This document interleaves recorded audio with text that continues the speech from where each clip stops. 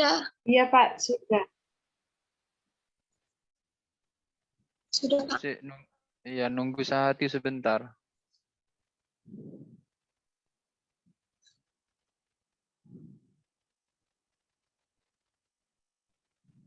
Mana Sahati belum gabung ya, Mas?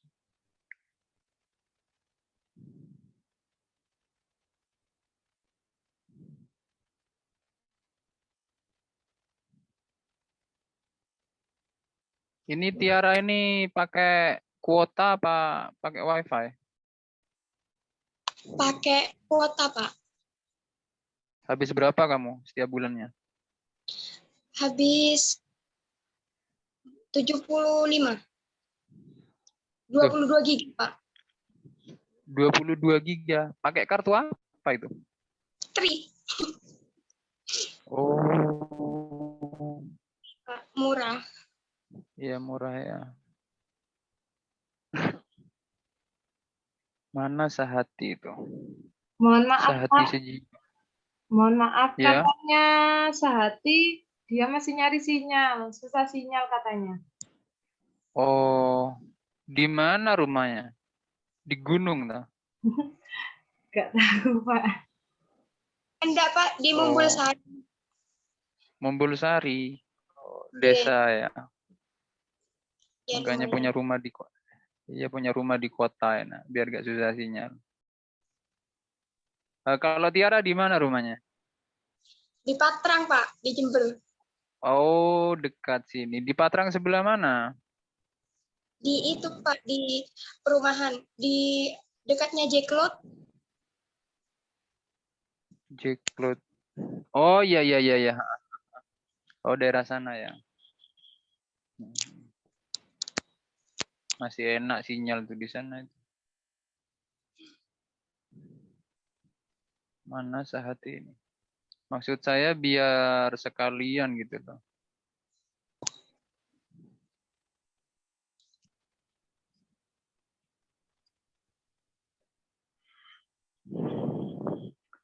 Baik, sudah. Saya mulai dulu ya. Nanti sambil jalan. Semoga Sahati sejiwa ini bisa segera bergabung ini. Assalamualaikum warahmatullahi wabarakatuh. Bismillah, alhamdulillah, salatu wassalamu ala rasulillah, Sayyidina Muhammad ibn Abdullah, ma ba'd. Yang saya muliakan, yang saya hormati, teman-teman mahasiswa sekalian, alhamdulillah kita bisa berkumpul, bermuajahah di majelis ilmu meskipun masih via virtual. Semoga ini tidak mengurangi keberkahan dan manfaat dari apa yang telah kita kaji pada kesempatan kali ini. Dan semoga dengan berkah majelis ilmu ini, Allah segera angkat virus corona dari muka bumi. Karena kabar terbaru ini di Madura itu lagi parah katanya. Lagi parah di sana katanya. Mungkin kalau ada yang di sini ada yang anak Madura atau punya saudara di Madura bisa ditanyakan itu benar tidaknya berita itu. Baik ya, langsung saja saya ke Tiara dulu.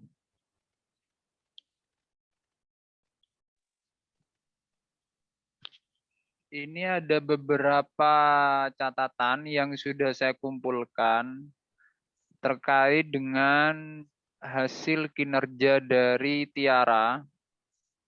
Yang pertama, seperti biasa yang ingin saya tanyakan adalah, Tiara itu ngajar kelas berapa, Tiara? Kelas 11 MA. Kelas 11 MA. Kok suaramu gitu, belum sarapan? Kayak orang nggak kuat ngomong. Harusnya sarapan dulu tadi. Kelas 11 ya, berarti kelas 2 ya, kelas 2 aliyah. Lalu dalam imajinasi Tiara, murid yang dihadapi gimana? Itu murid yang kan saya mengajar itu di jam pertama, jam 1 dan 2. Itu masih fresh-freshnya anak-anak, jadi masih semangat. Jadi ya harus pinter-pinternya saya untuk menghidupkan suasana kelas itu. Terus Mumpung dalam imajinasi Tiara, itu muridnya lebih banyak nakal atau lebih banyak teratur atau 50-50? 50-50, Pak. Ya ada yang memperhatikan, ada yang cerewet ngomong sendiri. Karena masih Ya. eh saya tadi lihat hasil kerjanya Tiara itu bagus ya, bagus, komunikatif ya, sudah komunikatif. Jadi memang ngajar itu karena ini calon pendidik ya, calon pendidik semua. Jangan kayak orang ngomong sendiri, tapi apa namanya mukhotobnya atau orang kedua, orang yang muridnya maksud saya itu ya benar-benar seperti diajak ngomong. Ya, jangan guru itu ngomong sendiri. Dan Tiara tadi sudah melakukan itu, sudah komunikatif ya, dalam menjelaskan materi tadi itu. eh Sebelum saya sampaikan kritik yang kedua, dengan kondisi murid seperti itu, 50-50 yang dalam imajinasi Tiara, dan ngajar di jam ke-1-2 tadi ya Tiara? iya, Pak. Ya, itu sampean melakukan dikembangkan atau mengembangkan, melakukan kembangan apa saja dalam bahan ajar Al-Quran hadis itu terkait dengan materi yang saya ajarkan itu. Silakan. Di kelas saya akan melakukan kembangan. Awalnya kan saya menjelaskan materi. Lalu agar tidak bosan, nanti akan saya adakan diskusi. Setelah itu, saya lebih suka itu, Pak, daripada menulis atau saya lebih suka lisan. Jadi seperti cerdas cermat, seperti itu, biar siswanya itu aktif. Dan sesekali jika ada siswa yang aktif, akan saya berikan reward atau apa. Lalu akan ada hafalan tentunya agar siswa itu bisa kita bisa mengetahui seberapa jauh siswa itu memahami materi. Iya. Sekedar saran dari saya ya. Itu tadi judulnya apa kamu? Menghindari pergaulan bebas dan perbuatan keji. Iya. Menghindari pergaulan bebas dan perbuatan keji. Itu menurut saya bahan ajar atau materi ya yang disampaikan oleh Tiara itu alangkah lebih baik jika dikembangkan dengan menayangkan video ya atau kisah nyata, bisa ngambil di berita online misalkan ya atau di koran, terserah, terkait dengan dampak dari pergaulan bebas itu mungkin bisa lebih baik ya. Jadi kembangannya ke arah sana ya.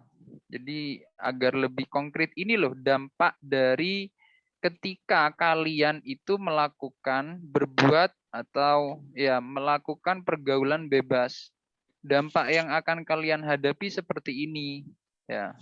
Misalkan contoh kayak kasus kebetulan saya punya teman yang bekerja di pengadilan agama. Jadi kasus perceraian itu faktor yang mendominasi itu ada dua. Yang pertama itu karena faktor ekonomi, yang kedua itu karena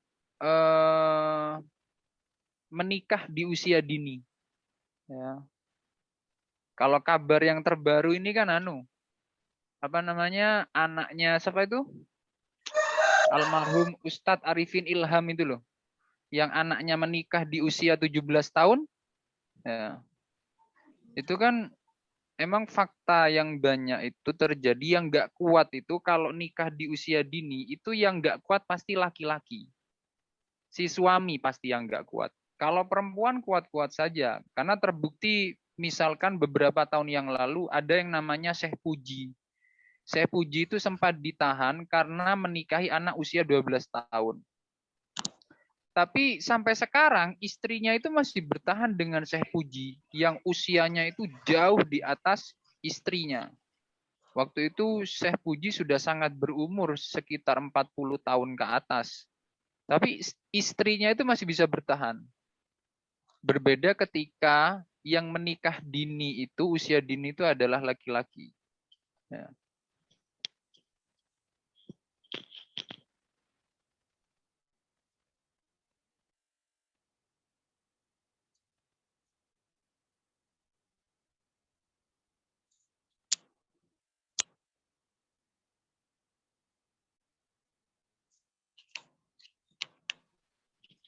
Halo? Jadi itu ya, apa namanya, contoh ya, contoh pengembangan bahan ajar atau materi ya, agar bisa lebih kompleks. Jadi anak-anak itu bukan hanya disajikan materi, tapi bukti nyata, bukti konkret ya. Jadi misalkan dampak dari pergaulan bebas itu akhirnya sampai misalkan waliyadzubillah itu sampai hamil misalkan. Jadi apa dapat cibiran dari masyarakat ya, dipandang sebelah mata, terus dan harus menikah, dan apa namanya resiko ya, resiko menikah di usia dini misalkan. Karena apa namanya pernikahan itu kan masalahnya lebih kompleks ya, itu dan sebagainya, itu kembangannya ke sana ya, itu masukan dari saya seperti itu. Siap. Itu mungkin ya terkait dengan penyampaian materi dari Tiara, tapi secara umum sudah bagus. Kurang itu saja menurut saya. Jadi kalau ditampilkan video atau berita misalkan, ya, dampak dari pergaulan bebas itu sendiri, ya, itu lebih baik. Saya sekarang mau masuk ke teknik penulisannya Tiara pada materi. Ya. Seperti yang selalu saya katakan, kalau apa namanya RPP tidak akan saya koreksi karena pasti kalian semua itu nyontek ya, kepada guru aslinya, dan saya tidak akan koreksi itu. Dan itu nanti ada mata kuliah sendiri terkait penyusunan RPP dan silabus. Saya akan masuk pada penulisan materi saja. Ya. Yang pertama,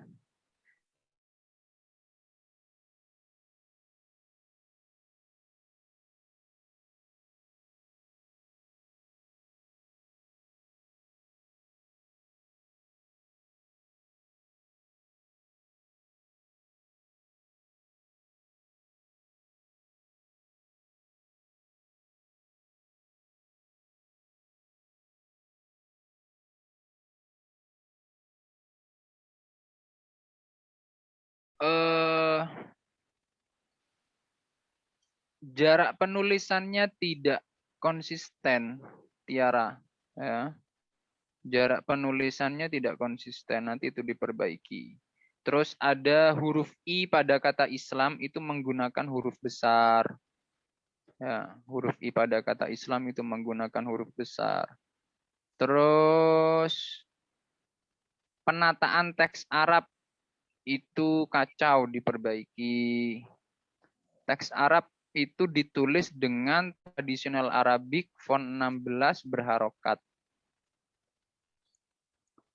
Lalu referensi kalau bisa ditambah, Tiara, jangan hanya dari LKS. Ya, jangan hanya dari LKS. Jadi lebih bagus misalkan apa namanya? Kalau ngungkap Al-Qur'an disertai tafsirnya gimana, ya. Jadi agak kreatif gitulah, ya. Cek kita orang pinter gitu loh, Tiara. Ya. Masuk referensi MLKS rek. Sekelas mahasiswa ya. Mahasiswa. Itu ya mungkin Tiara ya. Untuk Tiara itu nanti untuk catatan-catatan saya bisa didengarkan lagi di rekaman video ini ya. Saya sekarang mau beralih ke Sehati Sejiwa. Mana Sehati Sejiwa? Halo Sehati Sejiwa. Nggih, Pak. Oh, mana nih Sehati? Oh ini Sehati Sejiwa. Mana rumahmu Sehati? Sahati ya. Sahati bukan Sahati. Di Mumbul, Pak. Barusan nggak bisa masuk. Jadi saya download lagi terus bisa lagi. Oh, ya nasib anak desa kamu makanya. Pindah ke kota makanya. Ya. Baik, saya langsung ke Sahati ya. Sahati Asmarani.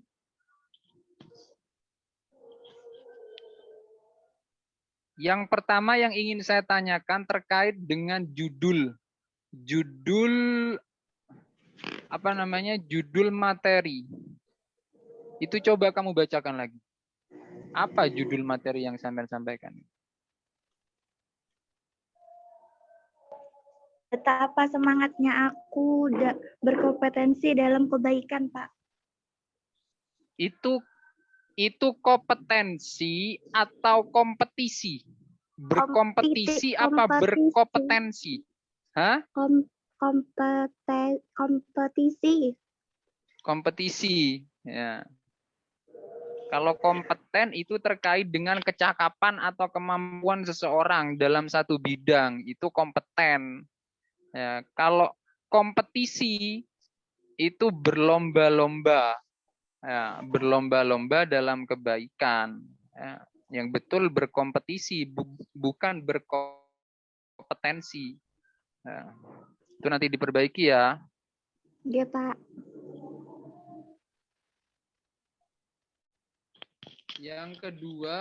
Yang kedua adalah cara menjelaskannya tadi Sahati itu gak lancar ya. Sangat terlihat membaca. Harusnya dihafal dulu. Jadi diambil pokok-pokoknya, sampean sampaikan lagi dengan bahasa sampean. Ya, biar lebih enak. Ya. Jadi memang kalau kita lagi menjelaskan sesuatu, itu menggunakan bahasa yang baku, bahasa tulisan. Itu tampak kaku, Sahati, tampak kaku dan kurang nyaman didengar. Oleh audien itu kurang nyaman didengar. Ya. Di sama halnya kalau orang lagi pidato, lagi khotbah, itu dengan baca teks. Itu apa namanya? Nyampeknya ke jamaah itu kurang ya dibanding dengan yang disampaikan dengan bahasa sendiri. Ya, jadi kalau bisa ke depannya misalkan Sahati itu dalam praktek ngajar nanti ya, atau misalkan kalau sudah ngajar sungguhan sampai ditakdir jadi pengajar, itu jangan baca, tapi materi yang ada itu sampean hafal, diambil poin-poinnya, dikembangkan dengan bahasa sendiri. Ya, jangan terlihat baca. Itu kurang bagus menurut saya, kurang komunikatif. Karena saya itu ngajar sudah bertahun-tahun. Saya juga sekarang di masyarakat itu juga ngisi kajian tafsir. Saya juga khotbah. Jadi dari pengalaman itu saya pernah juga ngisi seminar. Itu kalau kita baca itu kurang mengena di hati audien itu. Ya.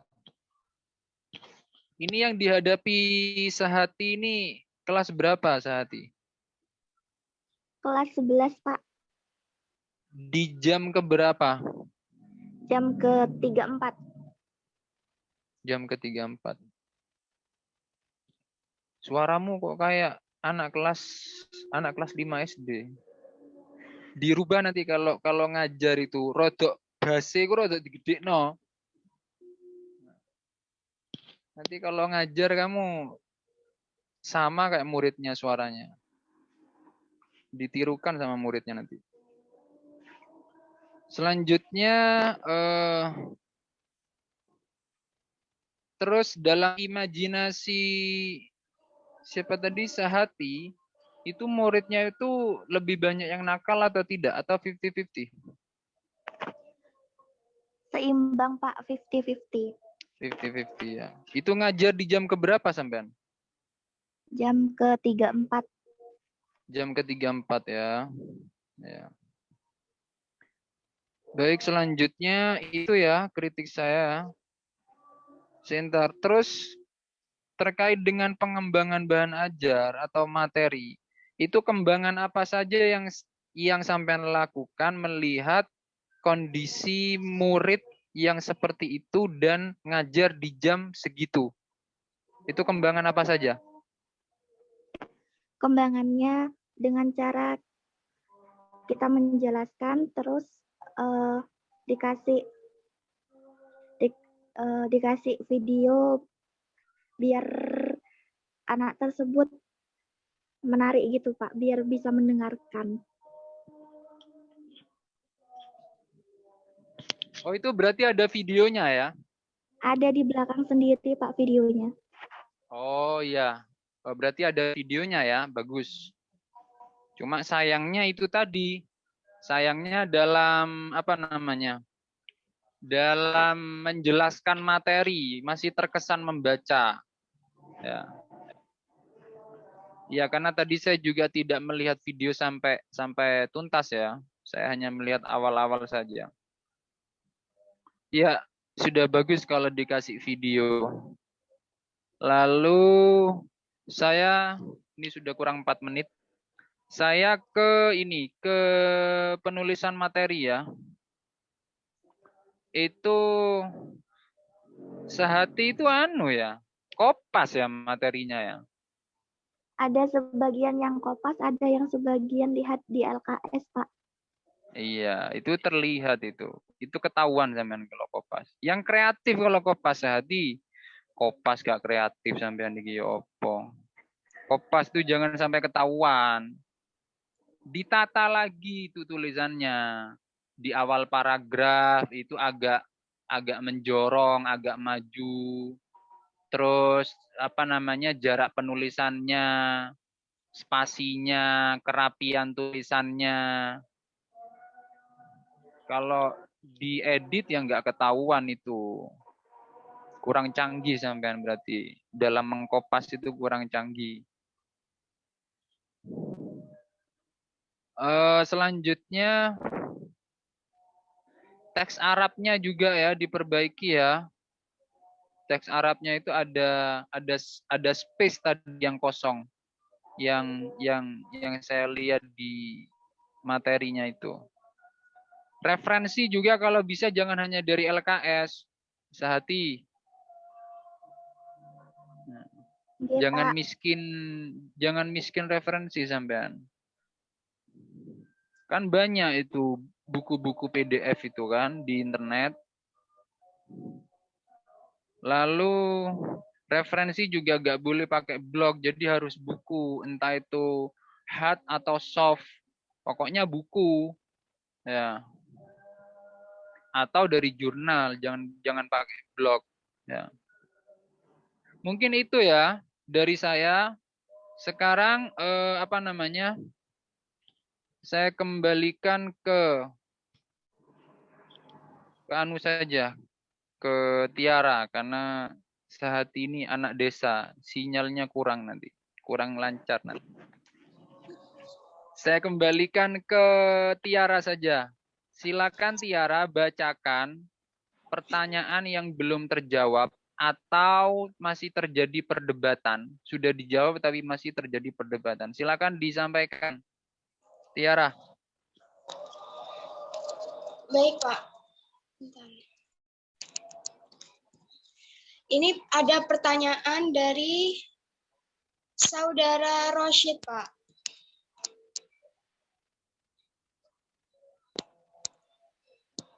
Dari saudara Rosyid seperti ini. Pertanyaannya, apakah berlebih-lebihan dalam melakukan kebaikan itu boleh atau tidak? Karena di Al-Quran sendiri kan dijelaskan sesuatu yang berlebihan itu tidak dicintai oleh Allah. Terus selanjutnya apa lagi? Hanya ada 2 pertanyaan, yakni dari saudari Mala. Itu bagaimana cara mendidik anak agar tidak terjerumus dengan pergaulan bebas? Karena kan Terus apa? anak sekarang semakin dilarang, itu apa ya? Semakin penasaran itu kan. Terus bagaimana cara kita mendidiknya? Iya. 2 ya berarti ya hanya ya. Ya, baik. Ke yang pertama ya, berlebih-lebihan dalam melakukan kebaikan.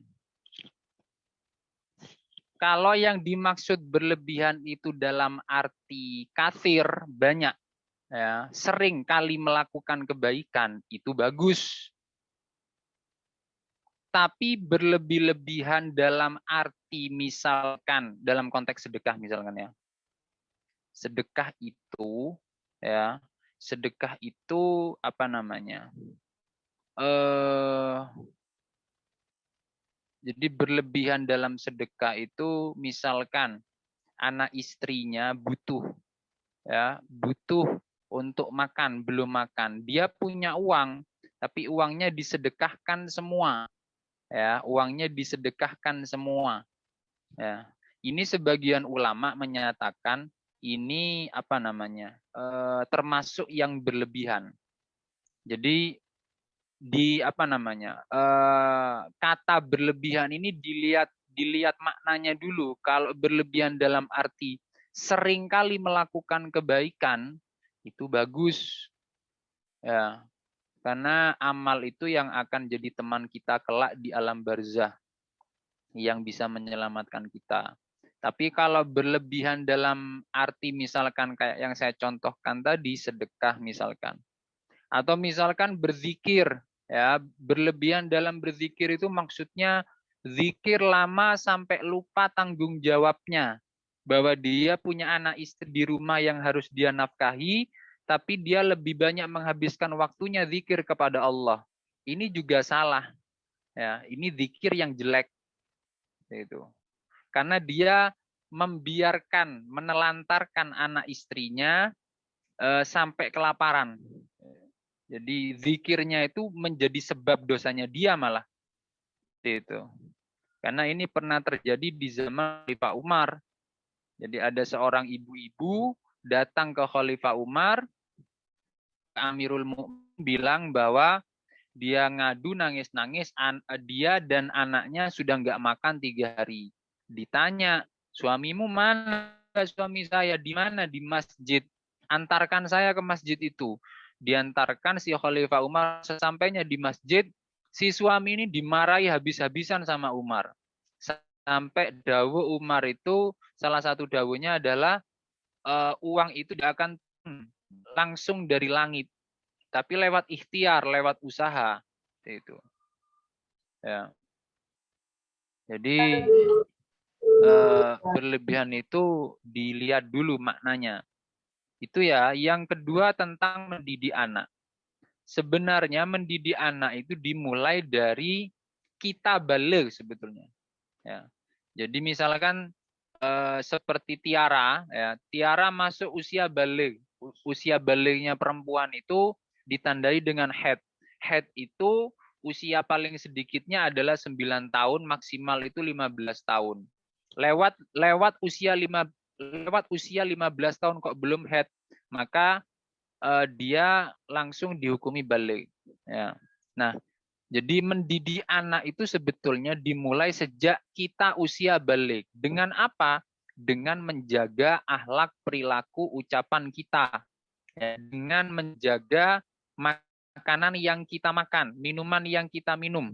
Ya, pokoknya asupan masuk ke tubuh kita. Jangan sampai ada sesuatu yang haram yang masuk ke tubuh kita.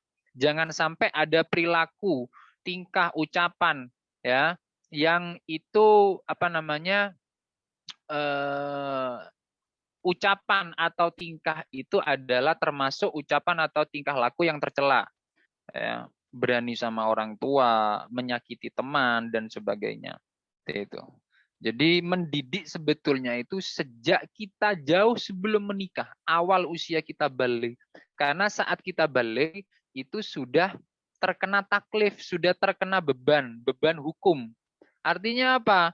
Lek gak sholat dosa, lek gak poso dosa. Kalau zalim sama orang dosa, itu. Maka dengan kita membiasakan diri berperilaku atau berucap yang baik, dengan kita berhati-hati terhadap asupan yang masuk ke tubuh kita, diusahakan adalah sesuatu yang halal, maka itu akan secara tersirat, secara tidak langsung itu juga mendidik ya terhadap calon anak atau calon keturunan kita. Itu kalau makanan atau minuman yang masuk ke tubuh kita itu adalah yang halal, ya itu maka akan membuahkan ya, anak itu kan dari darah daging kita. Jadi kalau anak kita dibentuk dari darah daging yang halal, maka insya Allah anak itu menjadi baik. Jadi intinya pendidikan terhadap anak itu dimulai dari diri kita sejak usia kita balik. Ya, itu. Nah, ketika kita punya anak, jangan sampai makanan yang kita berikan ke anak itu adalah dihasilkan dari sesuatu yang haram atau syubhat. Syubhat itu apa? Nggak jelas halal haramnya. Karena Imam Abdul Wahab Asy-Sya'rani itu dalam kitab Minahus Saniyah, beliau pernah dawuh gini, bahwa beliau nukil salah satu makalah ya. Jadi orang itu berbuat maksiat itu innama sababuha. Jadi beliau tuh pakai kata innama. Innama itu kalau dalam bahasa Arab itu disebut adatul hasri. Jadi gak ada seorang yang bisa berbuat maksiat itu karena makanan atau minumannya itu berasal sesuatu yang ya itu. Dan ini sinkron ya match sesuai dengan hadis Rasul yang mengatakan bahwa ketika makanan atau minuman yang masuk ke tubuh kita itu adalah berasal dari sesuatu yang haram ya. Itu maka tubuh kita itu akan maksa kita untuk berbuat maksiat meskipun kita nggak mau. Dan ketika asupan yang masuk ke tubuh kita itu adalah yang halal, maka tubuh kita itu secara otomatis atau ajwariyahuhu, maka tubuh kita akan memaksa kita untuk berbuat taat meskipun tubuh kita nggak mau. Itu. Ya. Selain itu juga dikenalkan agama, dimondokkan, dihindarkan dari lingkungan yang jelek ya itu. Maka insya Allah kalau konsep ini benar-benar diterapkan, insya Allah jadi anak yang soleh ya, yang yanfa ya, yang bermanfaat liwalidihi untuk orang tuanya. Mungkin itu ya Mbak Tiara. Mungkin ada feedback atau kurang puas dengan jawaban saya, silakan khususnya kepada para penanya dua tadi itu, silakan disampaikan. Masuk Pak, izin masuk Pak. Ya, sambungnya berarti intinya kalau beribadah itu juga harus proporsional. Karena kalau sambungnya itu berlebih-lebihan, nanti ditakutkan akan ada penyakit riya. Apakah seperti itu Pak? Kalau ria itu bisa menghingga pada amal yang banyak atau yang sedikit, berlebihan atau tidak, itu. Jadi maksudnya berlebihan itu tidak imbang, Mas. Ya, tidak imbang. Misalkan kasus zikir tadi itu sudah, zikir itu baik, ya, zikir itu bagus, ya. Bahkan orang yang malu berzikir di halayak, di depan orang banyak, malu berzikir, itu dikatakan sombong. Ya, dikatakan sombong. Ketika dia berzikir di hadapan orang banyak, kok malu, ya, kok malu, maka dia itu bisa tergolong orang yang sombong. Ketika malunya itu bersumber dari malu mengagungkan nama Allah di hadapan manusia. Ya. Nah, jadi ada statement seperti ini. Kalau di kitab Syarah Arba'in itu, jadi Imam Nawawi itu dawuh seperti ini. Melakukan sesuatu karena manusia itu syirik. Meninggalkan sesuatu karena manusia itu termasuk kibrun, termasuk sombong. Ya. Jadi meninggalkan, misalkan Rosid terbiasa sholat duha di masjid, ya. Kok banyak orang di masjid, kok banyak teman-temannya Rosid, akhirnya Rosid gak jadi sholat duha. Ya. Maka Rosid ini tergolong orang yang sombong. Itu. Tapi berbeda ketika Rosid tidak melakukan sholat duha di masjid itu, mencari tempat lain yang sunyi, lalu di tempat sunyi itu Rosid melakukan sholat duha, maka tidak tergolong orang yang sombong. Seperti itu. Jadi intinya harus seimbang, Mas. Harus seimbang. Itu. Mana urusan akhirat, mana urusan dunia. Karena di dalam Al-Qur'an itu juga disebut